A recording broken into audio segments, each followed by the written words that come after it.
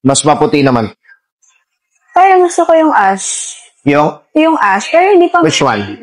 This Ito? No, this one po. Which one? Yeah, okay. Sige. So, ulitin ko. Yung type mo na blonde is... Wait lang. You want it buo ba? Or baka highlight? Parang medyo balayage po. Para may roots pa rin. Okay. Balayage, less highlight sa top. Yes. More on bottom. Okay? Apa. Sige. Pero yung bottom parang blonde na siya. If that makes sense. You mean, ganito. Gagawin natin ganito all the way. Opo. From top to bottom. Opo. Pero parang may transition siya para hindi sobra harsh. Gets. So, meaning, balayage kasi, less yung highlight. Again, ulitin ko lang, less highlight dito, mas marami dito.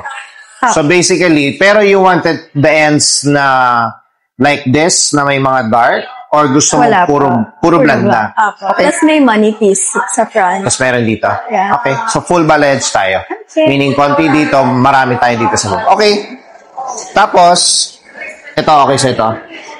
Kung babagay. Yeah, maganda yan. It's actually a mix of blonde and gray. Okay. Parang ang effect niya is medyo maputi-puti ng konti. Okay yan. Tapos skip ko na lang po yung curtain bangs. Pa-trim na lang siya. Ano, sorry? Yung curtain bangs po. Ano?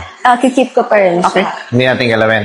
Ay, Ito. Kung gusto niyo po i-trim, pwede. Trim na natin. Okay, no problem. Sige, game.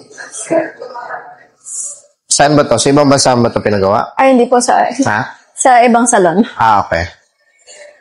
Sige, babaguhin ko, ha? Paredy ko lang. And then manipis tayo dito, no? Yes. How thick?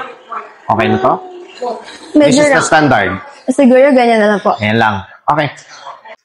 So, manipis, as requested, balayage, less highlight on top, more on the bottom. Okay? Pasado? Yan. Thank you. Alagaan mo ng Fora, ha? Apo. Thank you. Thank you. So, pero taga dito ka lang ba? O, Yes po. okay. Mama mo lang yung nasa... US po. Buti na lang at madaling cooperative yung hair mo. May mga hair na medyo mahirap i-lighten eh. Okay. Salamat. Thank pretty. you.